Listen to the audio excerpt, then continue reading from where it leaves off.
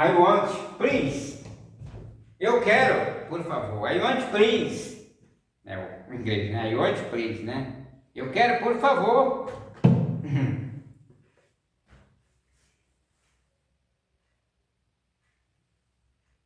Deus, muito obrigado, Jesus. Cuida de nós, cuida da tua igreja, cuida das nossas vidas que estamos aqui. Contamos com a tua presença, Senhor. Soluciona a nossa casa, não demore, ó Deus.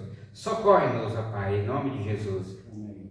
Visite as nossas vidas esta noite, neste lugar, e soluciona a nossa casa, assim como o Senhor foi com Neemias, que não seja diferente conosco nesta noite.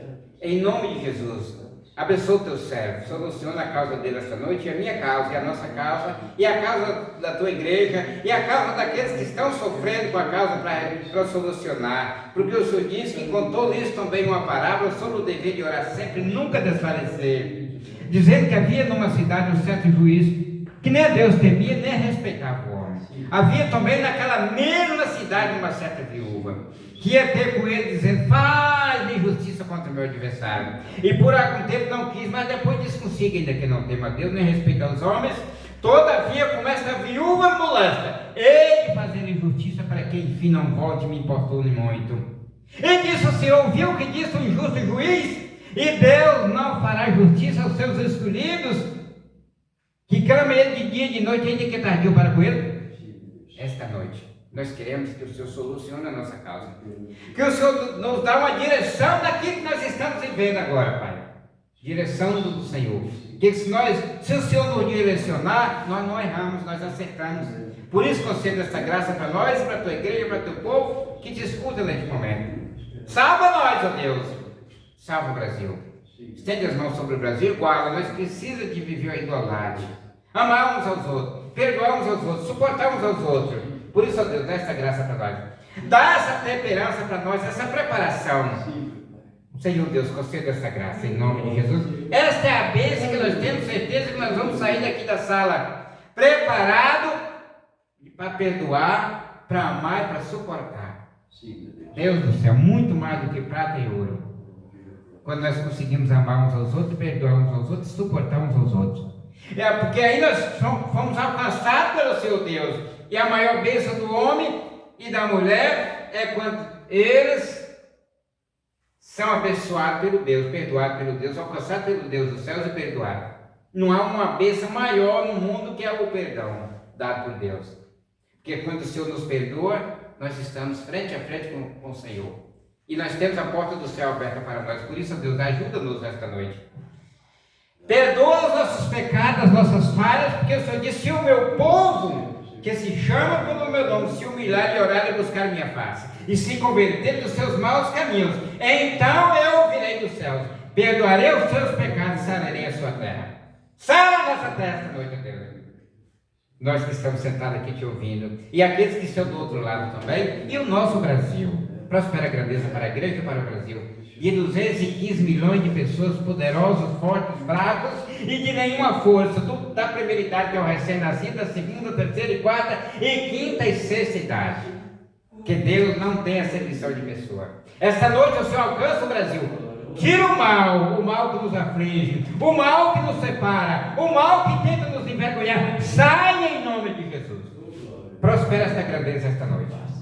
Aqui é o lugar de oração, é o lugar da bênção de Deus em nossas vidas. Por isso, Deus, opera maravilha para nós e para todo o nosso Brasil, para todos aqueles que sofrem, para aqueles que não têm mais esperança.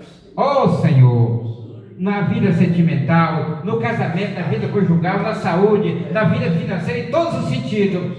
Aquela pessoa que não tem mais esperança, que não tem mais onde segurar, que o Senhor dê a mão, pegue ele pela mão esta noite, ó Deus, em nome de Jesus, e salve. E dê força, poder e autoridade. Cura, levanta do leito do hospital, que se encontra doente, sem nenhuma esperança mais, mas que o Senhor é a esperança para todo o Brasil esta noite. Em nome de Jesus. E para a glória de Jesus, assim seja. Amém. Glória a Deus, aleluia. E Josué. Povo de Deus, Josué, capítulo 14, no perdão, povo de Deus. Capítulo 18, versículo 1 ao versículo 28. Josué 18, do 1 ao 28. Glória a Deus. 1444 antes da era cristã. Essa data, né? Que estava ocorrendo esse ministério de Josué, né? Repartições das terras, né? Estava trabalhando para dar o povo. Cumpriu a promessa que Deus tinha prometido através de Abraão, Isaac e Jacó. Tudo que Deus nos promete, chega o tempo de se cumprir. Eu preciso aprender a me manter mais firme com Deus e comigo. Isso, exatamente. Eu tenho que conseguir, eu preciso conseguir. Ah, Eu tenho necessidade de conseguir. Amém. Eu tenho que conseguir em nome de Jesus. O tabernáculo, toda a congregação dos filhos de Israel se ajuntou em Siló e assentaram ali o tabernáculo do testemunho depois que a terra lhes foi sujeita. Amém? Depois que a terra foi sujeita a eles, agora toda a congregação vai montar ali o tabernáculo do Senhor. E esse tabernáculo era montado para adoração, para adorar. Quer dizer, eles tinham chegado no lugar de tomar posse do que vinha em busca. Agora ali tinha que assentar o tabernáculo, toda a congregação tinha que adorar a Deus. Porque a terra já estava sujeita a eles, já tinha vencido a batalha a qual Deus tinha mandado. Siló estava a 40 quilômetros, 25 milhas ao norte de Jerusalém. Estava principalmente no centro da terra.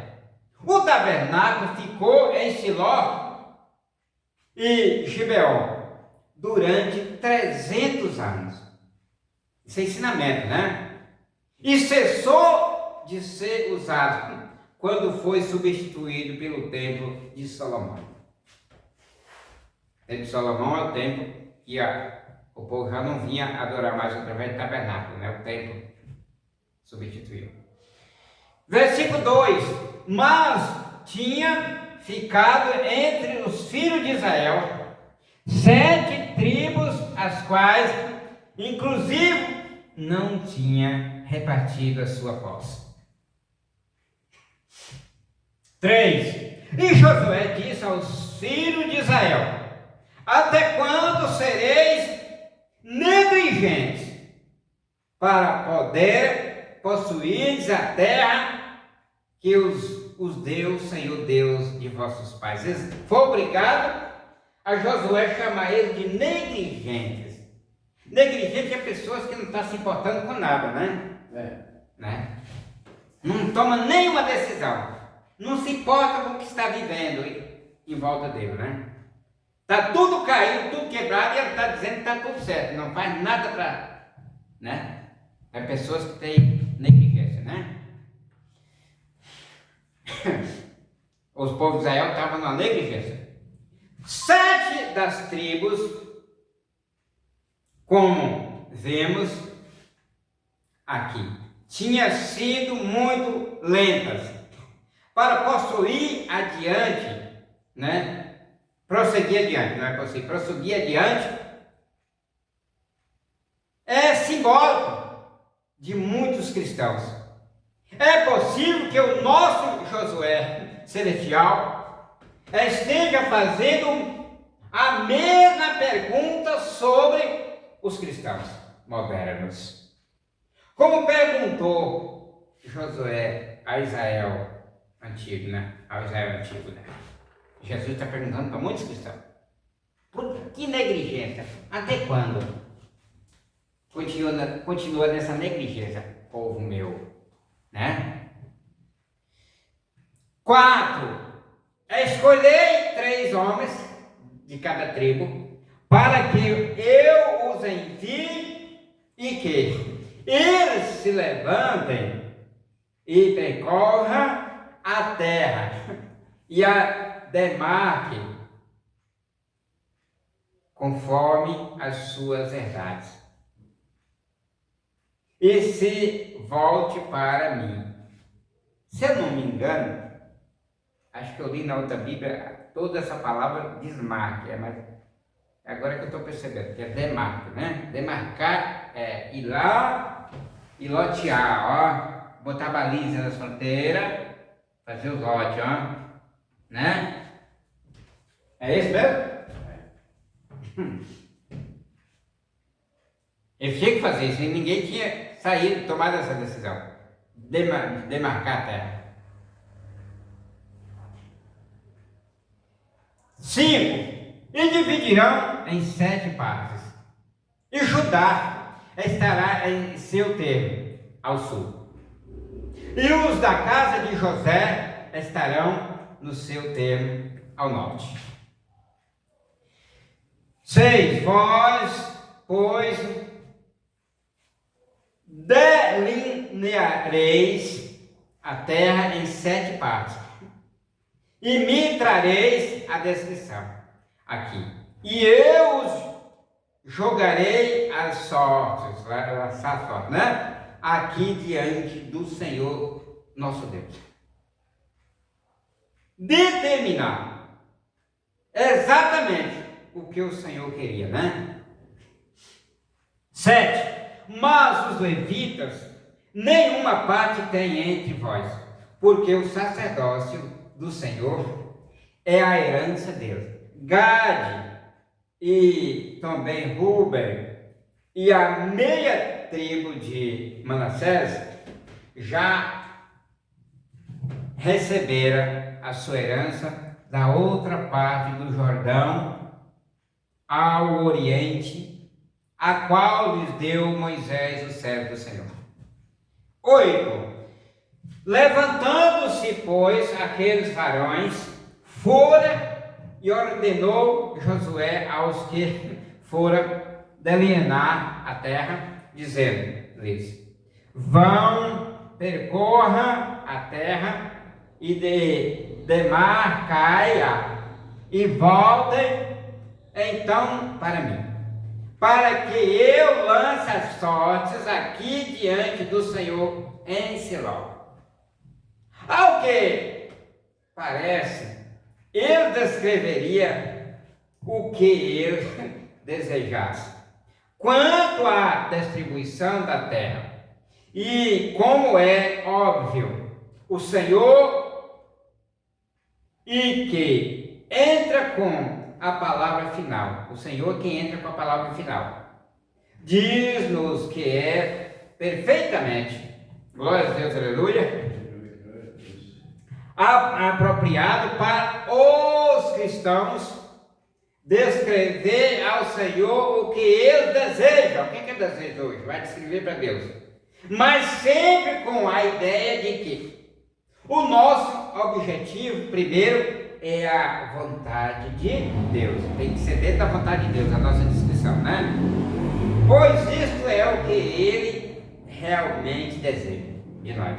Que venha querer algo que esteja dentro da sua vontade, não seja da nossa vontade, do nosso entendimento, que ele não vai atender. Se está fora da vontade dele, ele não atende, né?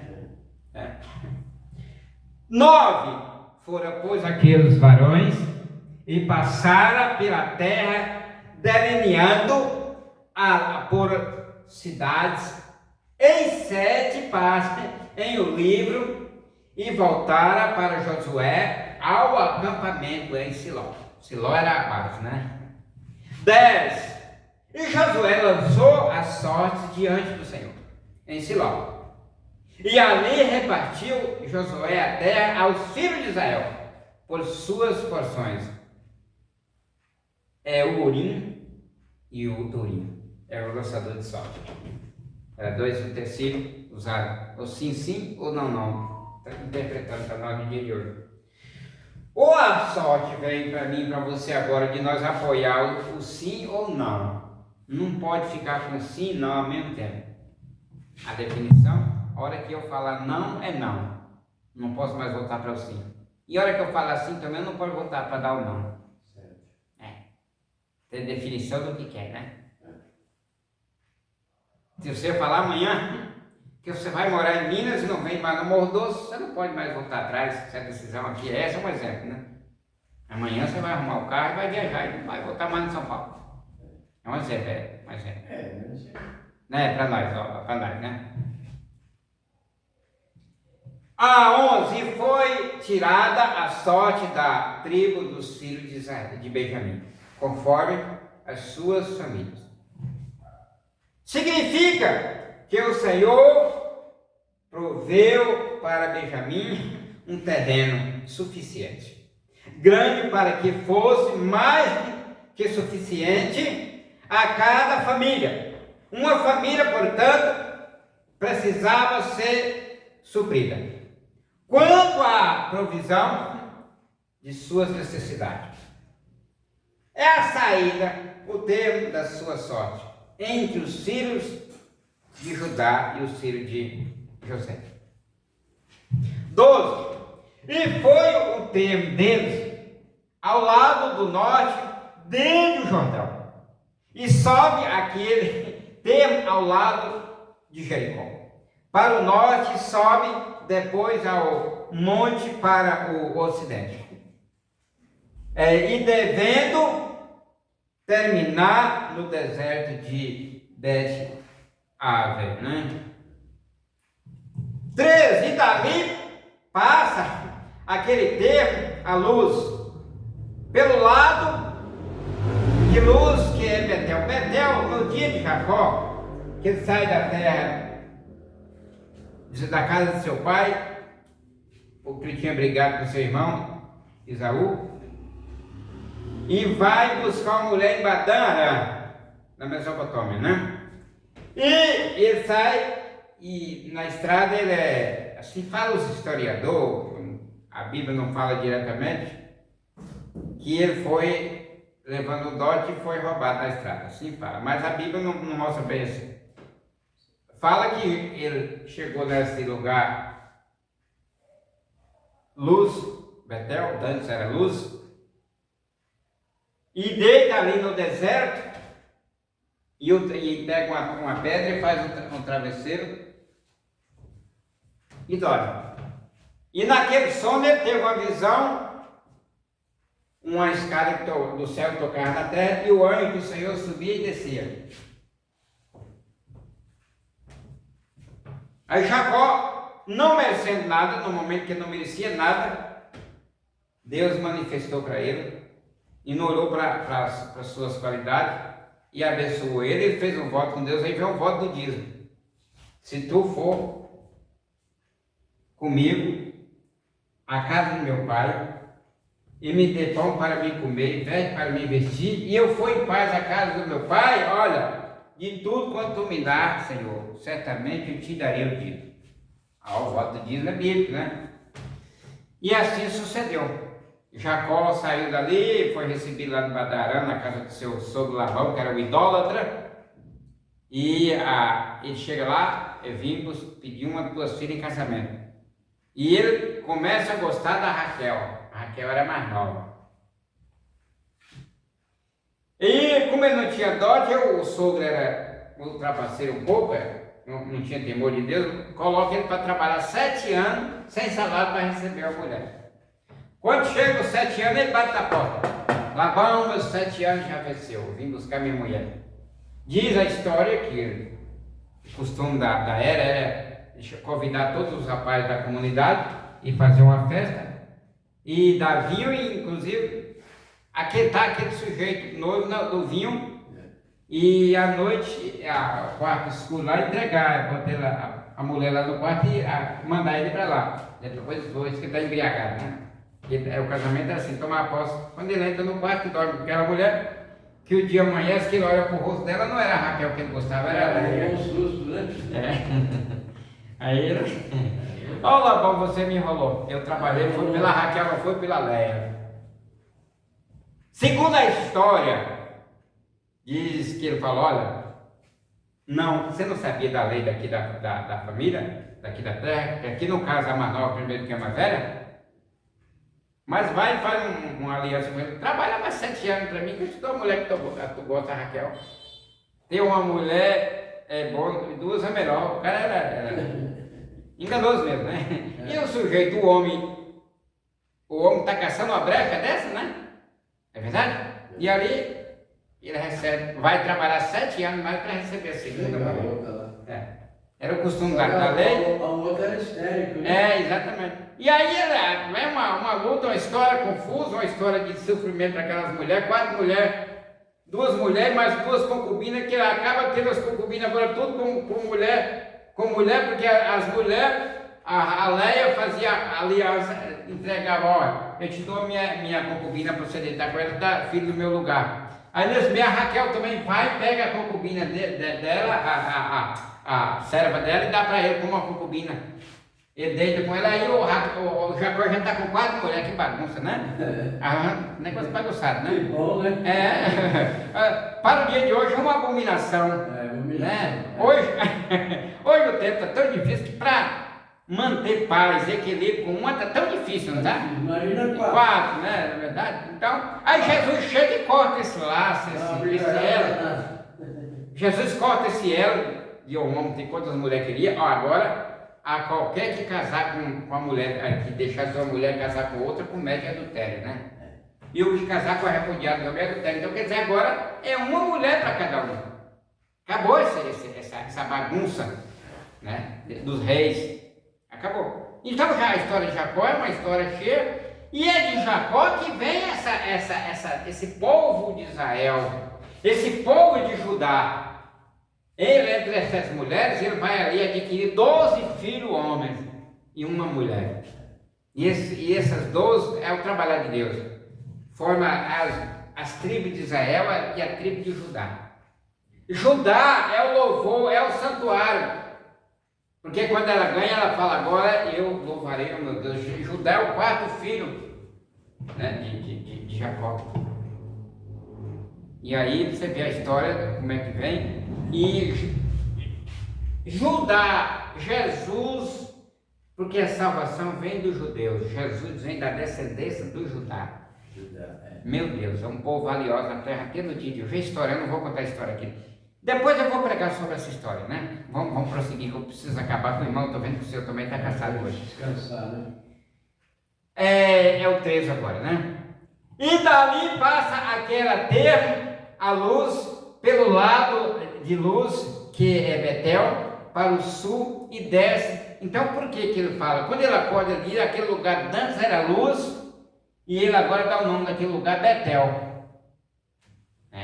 Porque ali é a casa de Deus. Ele levanta, pega aquela pedra, joga azeite nela e parte, vai embora. Mas quando ele volta de lá 28 anos depois, ele vai parar naquele lugar onde ele tinha deixado a pedra, e ali ele constrói um altar que representa a casa de Deus, né? A história, como é que é? Deus sinalizou através dele, né? O azeite, ele deixou aquela pedra ungida com azeite, ele jogou azeite naquela pedra e foi embora. E voltou, quando ele volta lá com as mulheres, com seus filhos, e ele vai fazer um altar ali naquele lugar, né? 14, e volta 7 tempos, e dá volta ao lado do mar, ao ocidente, até o monte que está diante de Betel, de Bet-Aron, ao sul, e deve terminar em Kiriat Baal, que é Kiriat Jearim, cidade dos filhos de Judá. Esse é o lado do ocidente. 15. E o lado do sul começa no extremo de Kiriat Jearim, e este termo vai até ao ocidente, vai até a fonte das águas de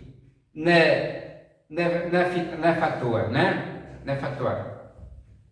16. E este termo desce à extremidade do monte que está diante do vale do filho de Inom, que está na campina dos gigantes para o norte, descendo logo pelo vale de Inom, do lado dos Jebuseus ao sul, e dali desce a fonte de En-Rogel, né?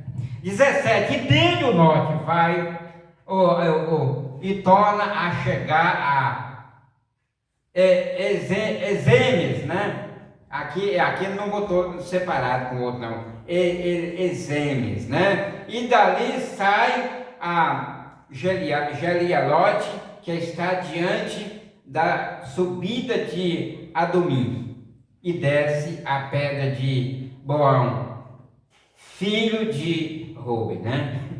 18, e passa até ao lado que está diante de Arabá, para o norte, e desce até Arabá. 19, e volta a passar 7 termos pelo lado de Bet-Ogla, para o norte, deve sair o termo na baía do Mar Salgado. Ao norte, ao término do Jordão, ao sul, este é o termo do sul. 20, e o Jordão acaba o seu termo, ao lado do Oriente.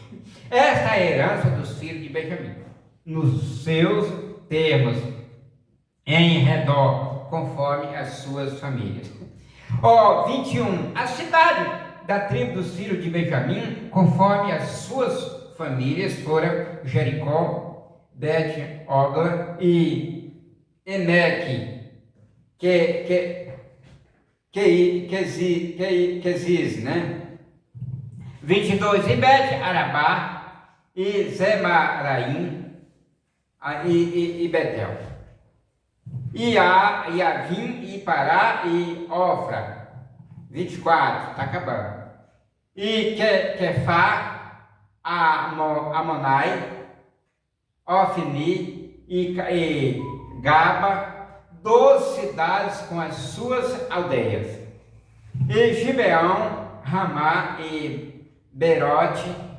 26, e Mispa, Sefira e Moza. 27, e Requém, e Bel, e Tarala, né? 28, chegou o fim, viu? E Zelá, Elefe, e Jebus, que é Jerusalém, Gibeá e Kiriate, né?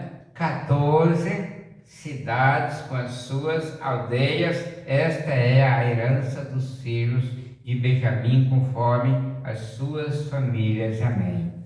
Deus, muito obrigado, Senhor, nos ajudou até aqui.